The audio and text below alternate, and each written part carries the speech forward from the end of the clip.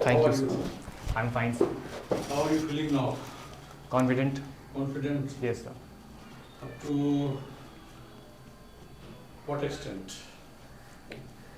कितना percent? Up to my satisfaction. कितना percent बता दीजिए? Pass marks, distinctions?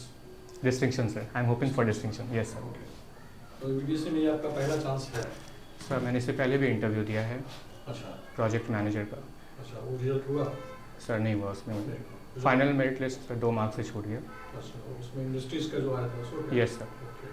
उसके टॉपर कौन थे बता सकते हैं? उनके टॉपर का नाम सर मुझे याद नहीं आ रहा सर। अमित पांडे, अमित शायद। तो ये बता दीजिए कि सफलता नहीं मिलती है उसके क्या कारण है? 3 कारण बता दीजिए, उसके पॉइंट खाली बता दीजिए।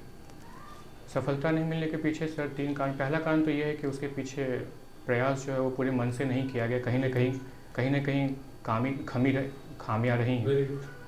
दूसरा कारण ये है कि सर डिसिप्लिन का अभाव कुछ अगर क्योंकि प्रयास नहीं किया गया है तो ज़रूर उसमें डिसिप्लिन का अभाव था। और तीसरा कारण सर मैं ये कहना चाहूँगा कि हाँ तैयारी सिलेबस का पूरा ज्ञान ना होना। ये तीनों चीज़ का एक ही पॉइंट हुआ। तीन जो सेक्टर आपने बताया ना उसका एक ही हुआ जो आपने पहले बार कहा। और तो आपको लगता है कि प्रोजेक्ट मैनेजर में आपने कहाँ चूक कर दी? चूक सर मैंने मेंस परीक्षा में की थी। रियलाइज करते हैं ना? यस सर मैंने realize. Yes I was happy with interview portion but in mains examination I was not happy with my performance. इस बार क्या लग रहा है कि पूरी जी हाँ इस बार मैं अपने मेंस की परीक्षा से पूरी तरह से सेटिस्फाइड हूँ और मुझे बस इंटरव्यू लास्ट जो है उसमें अच्छा परफॉर्मेंस देना है।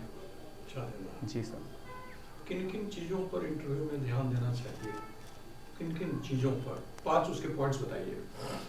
सर अधिकारी में जो गुण तो वो बेसिकली देखते हैं अधिकारी में क्या क्या गुण हैं। पहला सेल्फ कॉन्फिडेंस, नेतृत्व की क्षमता, निर्णय लेने की क्षमता, दृढ़ता, ये सारी चीज़ें इंटरव्यू में वो लोग देखते हैं। और हम लोग सारे लोगों को चल के अपने टीम भावना की ज़रूरत होती है वो, ये सारे पॉइंट्स देखते हैं वो लोग। ये सारे गुण आप में अंतर्निहित हैं? जी मैं मानता हूँ ये सारे गुण हैं मेरे में। एक तरफ नियम कानून जी जो प्रावधान है वो, और दूसरी तरफ राजनीतिक दबाव, कैसे काम करेंगे? जी सर मैं पूरी नियम और कानून को प्राथमिकता दूंगा। राजनीतिक दबाव अगर वो गलत काम करने के लिए प्रेरित कर रहे हैं तो मैं उनसे बिल्कुल भी प्रभावित नहीं होऊंगा। मेरा पहला उद्देश्य नियम के साथ चलने का, अपने कर्तव्य निष्ठा का पालन करने का है। बहुत इंसिस्ट करेंगे आपसे, बहुत तंग करेंगे, तबाह करेंगे, टॉर्चर करेंगे, फिर भी क्या कीजिएगा? आपके अगले कदम क्या होंगे? उनको तो आप कह दिया उसके बावजूद भी आपको जलील कर रहे हैं, तंग कर रहे हैं, फिर क्या करेंगे? मेरे अंदर 2 गुण हैं खास करके, फेयरलेसनेस एंड टैक्टफुलनेस। तो टैक्टफुल डीलिंग की जरूरत होगी वहाँ पे, तो मैं टैक्ट से स्टेप बताइए उसको, उसके कदम क्या होंगे? मैं उन्हें एक समझाऊंगा कि नहीं उसको छोड़ दीजिए, चैप्टर क्लोज, नहीं समझ रहे हैं फिर भी लगातार इंसिस्ट कर रहे हैं आपसे, क्या करेंगे? लगातार इंसिस्ट कर रहे हैं तो फिर भी मैं अपने वही हो गया, अडिग रहूँगा। उसके बाद का स्टेप बताइए ना, स्टेप होना चाहिए ना। वो नहीं मान रहे हैं तो कौन सा कदम उठाएंगे? फिर भी मैं सर अपने नियम पर अडिग रहूँगा सर। नहीं अडिग रहेंगे यार, ठीक है, वो तो रहना ही चाहिए जी बिल्कुल, ऐसी शक्ति आपको मिले जी। किंतु नहीं मान रहे हैं, आपको तंग कर रहे हैं, परेशान कर रहे हैं, थ्रेट दे रहे हैं, तब मैं उचित कार्रवाई करूँगा सर। उचित कार्रवाई जो जिस पद पे मैं तैनात रहूँगा, जो शक्तियाँ हैं मेरे में, बताइए ना। उदाहरण के तौर पर अगर मैं किसी पद का नाम लेकर बताऊँ या नहीं कुछ बताइए। हाँ जी। कुछ पद, कोई पद से उसको व्याख्या करने की नहीं जरूरत है जी। आप क्या करेंगे, कौन से आप कार्रवाई करेंगे? कार्रवाई का स्टेप बताइए, पहला दूसरा बताइए। मैं उनसे सबसे पहले सर लिखित में लूँगा करना। मैं उससे कहूँगा कि आप लिखित में दीजिए। नहीं देंगे, आपको तंग तबाह कर रहा है।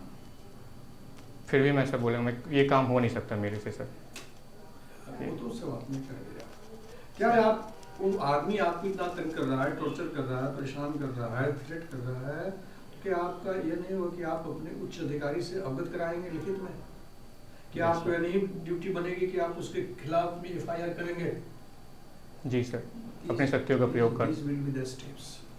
थैंक यू यही सर। सब करो सर। Thank you sir. अच्छा, वो बहुत सबसे बड़ी बात क्या आपने बताया, बहुत कॉन्फिडेंट हैं, बहुत ज़रूरी है। लेकिन एडमिनिस्ट्रेटिव सर्विस या किसी भी उच्च पद पर जाने के लिए 3 आवश्यक क्वालिटी होता है: knowledge, skill and critical analysis. मैंने स्थिति को बारीकी से, अभी सर ने आपसे पूछा कि अगर कोई प्रश्न तो जब दबाव डाल रहा है क्या करना चाहिए, नहीं करेंगे। तो एक बात, हर सर्विस का एक अपना कोड होता है, जैसे all India service conduct rules, Bihar government conduct rules, उसमें लिखा है कि उच्चतर पदाधिकारी अगर आपको कोई गलत आदेश दे तो पहले उनको संचिका में बताइए कि नियम ये है, ये करने से अनुचित होगा, इसके बाद जो आप आदेश देना चाहेंगे। तो रिटर्न में अगर आदेश तो देगा नहीं तो फिर फंस जाएगा। यानी आपका काम है, it is your duty two point out the relevant law in the file in a noting that this is the provision of law, and if you do it against the law it might attract some sort of penalty। तो इस तरह की बातें हैं। दूसरी बात यानी knowledge और क्रिटिकल एनालिसिस जरूरी है। एक बहुत चलता फिरता प्रश्न पूछ रहे हैं, रोज अखबारों में देख रहे हैं कि 143 MP सस्पेंड कर दिया गया। सर जी, डेमोक्रेसी का एक बेसिक फंडामेंटल फिलॉसफी होता है, the government has its way and the opposition must have its say। यानी गवर्नमेंट जो चाहे करवा सकता है, लेकिन डेमोक्रेसी में अपोजिशन की भी बात सुनना आवश्यक है। आप जो भी घटना घटी, वर्तमान घटना को आप कैसे इंटरप्रेट करते हैं, क्या देखते हैं?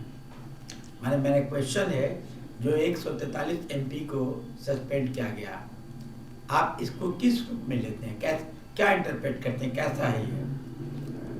सर अगर पार्लियामेंट्री प्रोसीडिंग्स में काम में अगर कोई बाधाएं पहुंचा रहे हैं क्या? तो अगर पार्लियामेंट्री काम में अगर बाधाएं पहुंचाई जा रही है तो ये कार्रवाई करके ये संदेश दिया गया है कि जो पार्लियामेंट्री जितने भी काम है उसमें दखल अंदाजी या व्यवधान बेफिजूल का उत्पन्न ना किया जाए और संवैधानिक दायरे के अनुसार काम किया जाए।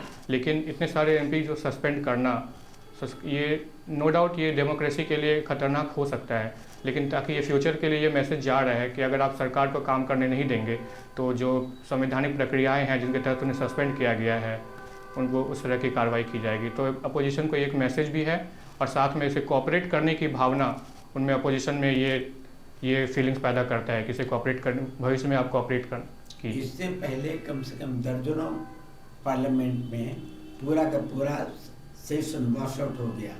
यानी विरोध तो सब दिन होता है,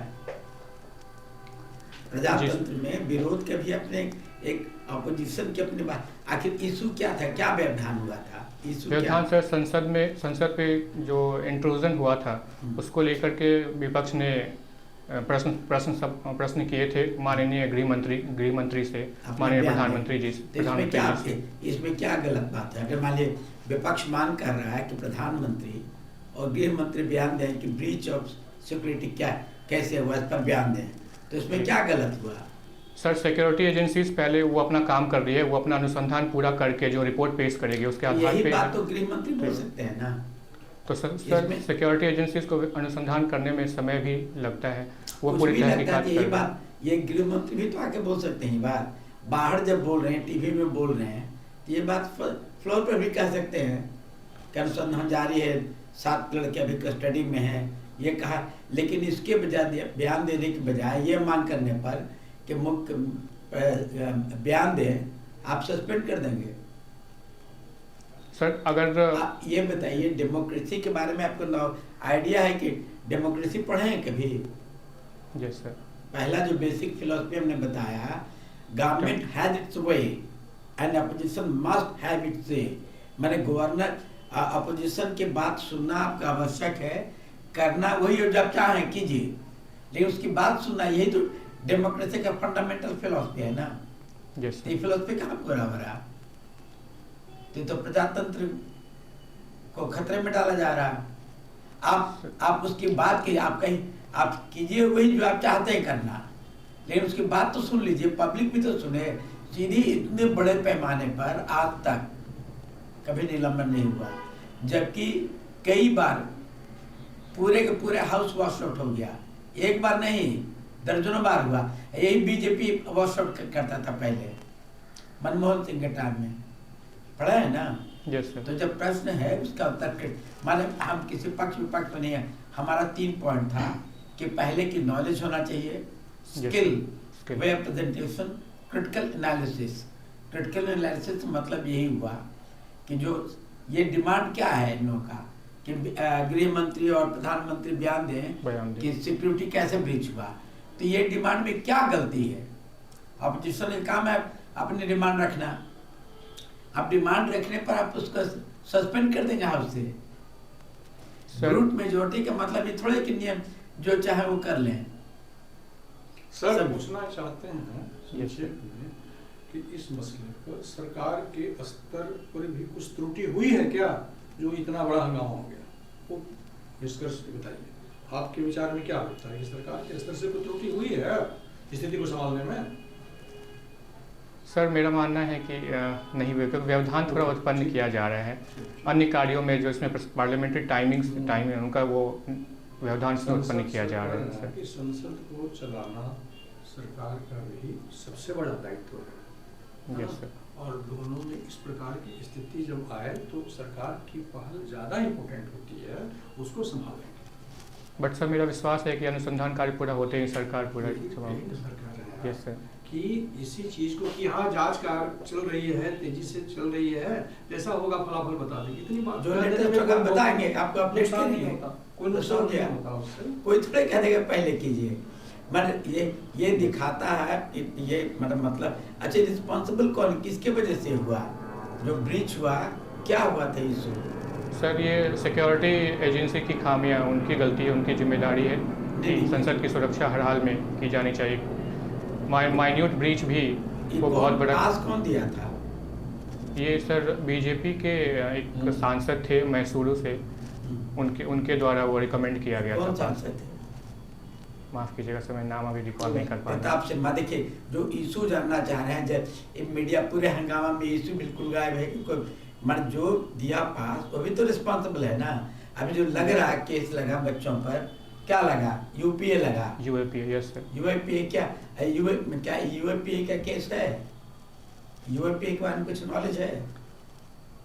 sir unlawful activity unlawful protection act, उसका प्रावधान इस पर लग सकता था सर अगर लगा तो लगाया जाना चाहिए। अगर लोकतंत्र में अगर आपको बात कहनी है तो उसके प्रॉपर तरीके हैं, लेकिन इस तरह से सिक्योरिटी ब्रीच करके नहीं करना चाहिए। कोई आदमी के भी सपोर्ट नहीं करेगा, वो गलत है वो।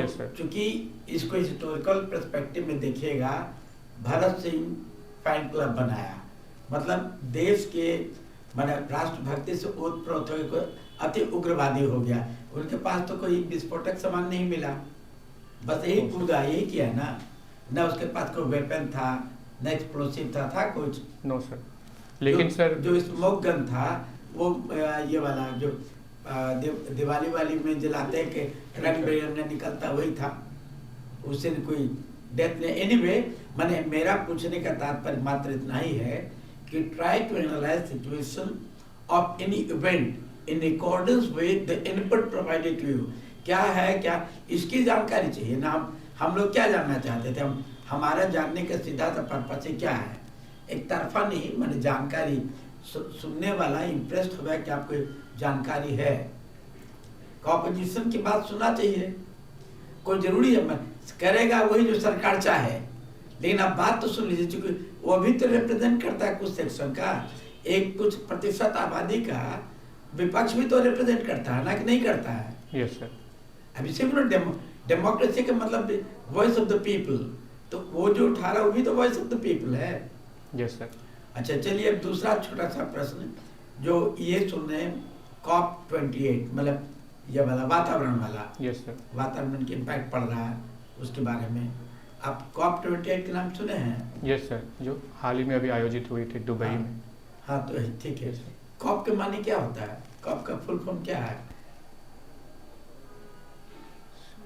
दुबई में सही बोल रहे हैं कि दुबई में ही आयोजन हुआ था COP का 28 का। तो COP का क्या माने होता है, क्या फुल फॉर्म होता है? Sir conference of parties I think sir मैं अभी रिकॉल नहीं कर पा रहा हूँ सर एग्जैक्टली, सॉरी सर। नहीं, बिल्कुल सही बोल रहे हैं, कॉन्फ्रेंस ऑफ पार्टीज बिल्कुल सही है। यानी इसमें कितने देश पार्टी हैं आपको मालूम है? जो इसका जो मूल जो बॉडी है क्या है, इसको कंट्रोल करने वाला तो इसका नाम है UNFCCC है सर। UNFCCC। हाँ बोलिए क्या है? United sir full form sir मुझे अभी याद नहीं आ रहा sir, sorry United sir. Nations framework convention on on climate climate changes, ये यस सर, UNFCCC यही है ना? यस इस बॉडी के अंतर्गत हुआ है, तो उसमें टोटल देश के 134 लोग पार्टी हैं।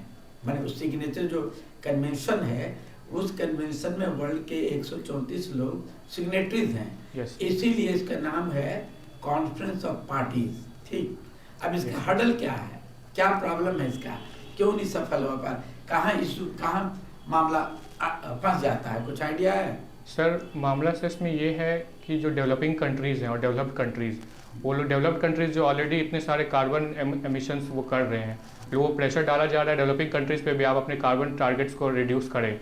बट डेवलपिंग कंट्रीज़ का कहना ये है कि अभी उनकी डिपेंडेंसी फॉसिल फ्यूल्स पे ज़्यादा है, वो रिन्यूएबल या अल्टरनेटिव सोर्सेज ऑफ एनर्जी पर स्विच करने के लिए अभी फ़िलहाल वायबल नहीं है, तो उन्हें उस वहाँ पे उस डायरेक्शन उसे छूट दिया जाना चाहिए सर।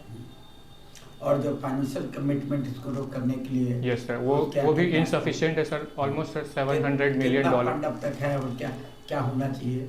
एक नया फंड की शुरुआत की गई है, वो $700 मिलियन है, लेकिन वो इनसफिशिएंट है सर। वो $790 मिलियन बहुत कम है, इतना सो होगा नहीं, जबकि और ज़्यादा ज़रूरत है। Yes sir. अच्छा, ये जो एक पार्लियामेंट में देखा अखबारों में कि IPC CRPC Indian evidence act का नया ये आया, आप बहुत प्रभावशाली और बहुत पीपल ओरिएंटेड है, कैसे? मैंने अमित शाह ने कल बयान दिया कि इसका जो बना रहे हैं कानून, ये जनता के न्याय दिलवाने के लिए है, कैसे? सर इसमें सर ये जो कॉन्सेप्ट था पुलिस स्टेट, जो पुरानी CRPCs थे और इंडियन एविडेंस एक्ट थे, तो इसमें ये पुलिस स्टेट वाली जो कॉन्सेप्ट वो ज़्यादा हावी थी। लेकिन ये जो नए जो एक्ट्स पास किए गए हैं, बिल पास किए गए हैं, तो उसमें वो पीपल सेंट्रिक अप्रोच है, नो डाउट। उसमें ये लोगों को प्रोविज़न किया गया है, खास करके कुछ सेक्शंस ऐसे हैं जैसे FIR से रिलेटेड, तो FIRs वो उन्हें उसमें जल्द मतलब केवल FIR, पहले सोल्यूशन ये होता था कि केवल FIR फाइल करना है और उसके बाद फिर चार्जशीट वगैरह वो चले जाते थे फाइल करने के लिए। लेकिन अब इसमें भी अब FIR को पहली प्राथमिकता न दे करके पहले उसकी समस्याओं पे पहले ये फोकस दिया गया है इसमें। और सर मैंने सब पूरी तरह से डिटेल में पढ़ा नहीं है अभी, इसलिए मैं इससे ज़्यादा नहीं बोल पाऊँगा इस पर। ओवरऑल ऑब्जर्वेशन अपना बताइए, ये जो इतना बड़ा क्रांतिकारी लॉ का चेंज हो रहा है, तो सर वो ब्रिटिश लेगेसी को एक तरह से तोड़ने की कोशिश है है, ठीक है, सही है कि जी हाँ सर, वेलकम स्टेप। कुछ और पॉइंट्स इसमें जोड़ना चाहते हैं, मिटाना चाहते हैं?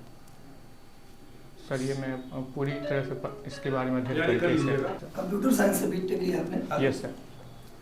तो ऑपरेटिंग सिस्टम क्या होता है? ऑपरेटिंग सिस्टम सर एक सिस्टम सॉफ्टवेयर है जिसके वजह से हम लोग हार्डवेयर और सॉफ्टवेयर, जो हम लोग एप्लीकेशन सॉफ्टवेयर है, उसको उस दोनों के बीच वो इंटरफेस प्रोवाइड करता है ऑपरेटिंग सिस्टम। विंडोज और डॉस में क्या अंतर है? दोनों ऑपरेटिंग सिस्टम ही है, लेकिन वो सबसे पहले विंडोज है वो माइक्रोसॉफ्ट के द्वारा है, और फिर इसका ऑपरेटिंग सिस्टम वो ओपन सोर्स है सर। दोनों में डिफरेंस क्या है? ये ओपन सोर्स है sir, DOS sir open source software है और विंडोज है सर वो ओपन सोर्स नहीं है। अच्छा, CUI और GUI में क्या डिफरेंस है? CUI और GUI सुना है आपने? Yes sir. क्या है इसमें? GUI sir graphical user interface है, और सर CUI के बारे में सभी रिकॉल नहीं कर पा रहा हूँ। यही डिफरेंस है उसके बीच, डॉस और विंडो के बीच डिफरेंस यही है। डॉस जो था कमांडो कैरेक्टर यूजर इंटरफेस था अभी, और आगे जो था वो है ग्राफिकल यूजर graphical, इंटरफेस। मतलब उसके लिए कमांड याद करने की जरूरत नहीं पड़ेगा, सारा आइकॉन दिया हुआ उसके थ्रू आप काम कर सकते हैं, यूजर फ्रेंडली। Yes sir. इसी तरह से लिनक्स और यूनिक्स को डेवलप किया गया यस सर। साथ में। तो मुझे आप बताइए कि पॉइंटर क्या करता है प्रोग्राम में? सी लैंग्वेज में पॉइंटर का क्या रोल है? सॉरी सर, ये मैं रिकॉल नहीं कर पा रहा हूँ। अच्छा, कोई बात नहीं। अच्छा, कंप्यूटर साइंस आप कर रहा है, यस सर। तो आप जब ज्वाइन करेंगे नौकरी अपना, तो कंप्यूटर साइंस का क्या रोल रहेगा आपका? सर आज के मॉडर्न आज जो टाइम्स है- में प्रॉपर जो गवर्नमेंट है पूरा ई गवर्नेंस बेस्ड हो गई है, तो जो टेक्नोलॉजीज़ लाइक जैसे आर्टिफिशियल इंटेलिजेंस, डेटा एनालिटिक्स, ये सारी मॉडर्न टेक्नोलॉजीज़ हैं, ये प्रशासन में सहयोग करने के लिए बहुत ही ज़रूरी है। ये हम लोग नए मतलब प्रशासन में सुधार के तौर पे इन टेक्नोलॉजी पे देखा जा रहा है ताकि लोगों का काम आसान हो और गवर्नेंस में एफिशिएंसी आए सर। अच्छा, बिहार सरकार में ई गवर्नेंस को लेकर क्या क्या किया गया, कुछ प्रोग्राम का नाम बताइए मुझे। सर ई गवर्नेंस के तौर पे सर अगर हर डिपार्टमेंट के बात करूं तो खासकर जैसे CFMS जैसी सिस्टम्स इंट्रोड्यूस किए गए हैं और पर्टिकुलर प्रोग्राम्स में शिक्षा डिपार्टमेंट में भी ऑनलाइन इंटरफेस जैसे मिशन दक्ष वगैरह जो अभी संचालित किए जा रहे हैं उसके लिए ई गवर्नेंस का उसमें बड़ा रोल है। और विभिन्न डिपार्टमेंट में खास करके अगर लैंड रेवेन्यू डिपार्टमेंट में देखा जाए तो आजकल ब्लॉकचेन टेक्नोलॉजी का भी यूज़ किया जा रहा है, जिस वजह से हम लोग डिसेंट्रलाइज लेजर सिस्टम के थ्रू हम लोग डिस्क्रिपेंसीज को कम कर सकते हैं बिहार सरकार के द्वारा सर। और अभी फ़िलहाल से मुझे इसे याद नहीं आ रहा इसकी और भी क्या चाहिए। आप मुझे बताइए कि रीडिंग बुक आपने कहा कि मैं हॉबी आपका है, यस सर। किस तरह की किताब पढ़ते हैं? सर मैं डिफरेंट जॉनर्स की बुक पढ़ता हूँ, स्पिरिचुअलिटी से लेकर के फिर प्रशासनिक पदाधिकारियों द्वारा लिखित जो अपने कार्य अनुभव हैं। अभियान में उस कौन सी तरह के- किताब पढ़े हैं आप? सर मैंने अभियानंद सर के द्वारा लिखी गई अनबाउंडेड मैंने हाल में पढ़ा। मैंने क्या है उसका मैसेज? उसका मैसेज ये है कि खास करके उन्होंने पुलिस, चूँकि वो पुलिस प्रशासन से जुड़े हुए थे, तो उनका कहना ये है कि पुलिस को क्राइम को देखने का या डिटेक्ट करने का एक दूसरा पहलू भी उन्हें ध्यान देना, केवल FIRs वगैरह पे या जो कागजी कार्रवाई पे ध्यान तो देना सही बात है, लेकिन उसका जो उसके पीछे जो क्राइम के पीछे का जो मकसद है, खास करके जैसे कोई दंगा हो रहा है कहीं पे तो उसके पीछे का मकसद क्या होता है कि ट्रांसफ़र ऑफ प्रॉपर्टी को ले उसके जो अंडरलाइन कारण छिपके होते हैं जो पुलिस प्रशासन के नज़र में नहीं आते हैं। तो मैसेज उन्हें ये देना चाह रहे हैं कि आप क्राइम को केवल क्राइम के पर्सपेक्टिव से ना देखें, उनका बहुत सारे डायमेंशन है, अच्छा, वो बड़े अधिकारियों को वो आपका देखना पोस्ट चाहिए। डिफरेंस क्या है? सर मेरा पहला सर DYSP है, पुलिस उपाधीक्षक, दूसरा सर सब रजिस्ट्रार, थर्ड सर राज्य कर सहायक आयुक्त, चौथा सर बिहार शिक्षा सेवा, पाँचवा सर अपर जिला परिवहन पदाधिकारी। DSP पोस्ट आपका पहला है? Yes sir. प्रेफरेंस है, मतलब BPS आपका पहला प्रेफरेंस है? Yes sir. मुझे बताइए, एक बहुत बड़ा प्रॉब्लम है समाज में कि महिलाओं के खिलाफ जो यौन हिंसा होता है, यस सर। वह केस नहीं पहुंच पाता पुलिस तक। कई सारे लोग ये समझते हैं कि अगर केस ले जाएंगे तो खासकर लड़कियों के साथ होने वाला अपराध नहीं पहुंच पाता कि समाज में इसकी बदनामी होगी। आप क्या करेंगे ऐसा ताकि आप तक केस पहुंचे और उनको भी ये बदनामी का डर खत्म हो जाए और आसानी से पुलिस तक की बात पहुंचे? आप स्पेशली क्या करेंगे DSP रहते हुए अपने क्षेत्र सर में? ज़मीनी स्तर पे अगर ये देखा जाए तो पब्लिक आउटरीच बढ़ाया जा सकता है सर सोशल मीडिया के माध्यम से। तो मेरा प्रयास ये जैसे मेरा रहेगा पूछना है कि जैसे ऐसे भी तो जागरूक लोग हैं ही कि केस जाना चाहिए पुलिस में, Yes, sir. लेकिन लड़कियों के खिलाफ होने वाला यौन हिंसा का केस नहीं जा पाता। अधिकांशतः लोग मामले को दबा देते हैं कि लड़की है, आगे शादी में दिक्कत होगी, ये होगा, तो ये नहीं पहुंच पाता, इससे अपराध और बढ़ता है। तो इस पहुंचे आप केस पुलिस तक, इसके लिए आप क्या करेंगे? सोशल मीडिया जागरूक लोग हैं इस मामले में, लेकिन पहुंच नहीं पाता इस डर से। इस डर को दूर करने के लिए आप क्या करेंगे? इस डर को दूर करने के लिए सर सबसे पहले सर पब्लिक आउटरीच, वो मतलब पब्लिक में ये मैसेज देना चाहेगी कि किसी भी तरह की कोई जो घटनाएं हो रही हैं, अगर आप पुलिस स्टेशन या थाने में अगर आप आकर नहीं बताना चाहते, आप अनकंफर्टेबल हैं, तो उसके लिए एक सर अपने एक कोषांग व्यक्ति ये बनाया जाएगा जिसमें ये देखा जाएगा कि वो पब्लिक थाने में ना आकर के अगर कोई भी छोटी सी सूचना अगर पहुंचा देते हैं, जैसे ऑनलाइन पोर्टल, जैसे सोशल मीडिया जो पब्लिक अकाउंट्स के थ्रू, तो वहाँ पे सर वो उसे गुप्त रूप से सर अनुसंधान किया जाएगा। अच्छा, चलिए ठीक है सर। एक बता दीजिए अंत में, बीटेक आपने किया, यस सर। DSP बनना चाह रहे हैं, यस। क्यों? इंजीनियर बन करके कुछ अच्छा काम नहीं होता क्या? यस जो DSP बनने की ललक हो गई, सर। क्यों आपने ऐसा ऑप्ट किया? सर मैं ऋग्वेद का एक श्लोक है आत्मनो मोक्षार्थम जगत हिताय च, इस श्लोक से मैं सर बहुत ज़्यादा प्रभावित हूँ। अगर इसे मैं अपने व्यक्तिगत परिप्रेक्ष्य में देखूँ तो आत्मसंतुष्टि के लिए तथा लोगों के बीच मतलब जाकर काम करने के लिए ये चीज़ें मुझे बहुत ज़्यादा मोटिवेट करती है। इस वजह से मैं पब्लिक सर्विस में आना चाहता हूँ, जिसमें पुलिस सेवा भी है सर्वप्रथम। वो भी सेवा का एक केंद्र है, बीटेक जो आपने Yes, किया sir. वो सेवा का यस केंद्र नहीं है क्या? सर बिल्कुल है, लेकिन सर बेहद पहुँच सर ये पब्लिक सर्विस देती है सर, इस वजह से सर मैं इस सेवा को चुना। ये ज्ञान बीटेक करने के पहले नहीं आया? कि हम सिंपल ग्रेजुएशन कर करके BA BCom BSc कुछ कर करके हम सिविल क्योंकि सर रोजगार उन्मुख कोर्स करने के बाद नौकरी की संभावना रहती है और एक ऑल्टरनेटिव प्लेटफॉर्म भी रहता है, जिस वजह से एक आपसे इंटरव्यू बोर्ड में पूछा जा सकता है कि आपने जब बीटेक किया, आप कर रहे थे, यस सर, तो उसमें आपकी अपना जो लक्ष्य था वो बिल्कुल तय था कि आप कहीं भटकाव की मुद्रा में थे कि बाद में आपने फिर इस नहीं चीज़ों को सर, पकड़ ये लिया? लक्ष्य, ये जो सिविल सेवा का लक्ष्य, ये मेरा शुरू से था, लेकिन बीच में मुझे ये भी सुनिश्चित करना था कि मेरी एक निश्चित आय बनी रहनी चाहिए, जिस वजह से मैंने रोजगार उन्मुख कोर्स मैंने किया। चलिए ठीक है, और कोई सवाल आपका? बीटेक आपका था? यस सर, कंप्यूटर साइंस में? यस कहाँ से किए हैं? सर मैंने भुवनेश्वर से किया है, बीजू किड्स में? No sir, Biju Patnaik University of Technology sir.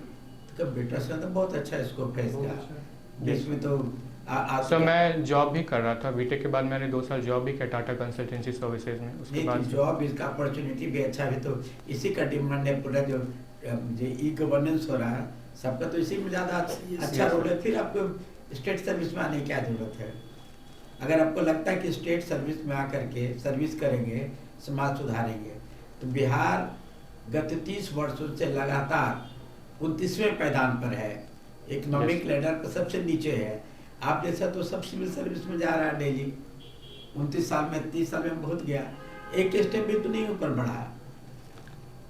Sir चूँकि ये नो डाउट बिहार पीछे है, लेकिन धीरे धीरे इसमें सुधार हो रही है, और खास करके हमारा सोसाइटी क्या सुधार हो रही है? 30 साल में हम अभी लास्ट लेडर पर है, तो क्या सुधार हो रहा? मतलब सुधार से क्या मतलब है आपका? आपको पता ना कि बिहार में औसत कमाई 6,000 या उससे कम है प्रतिमाह, है ना? Yes sir. तो क्या सुधार हो रहा है?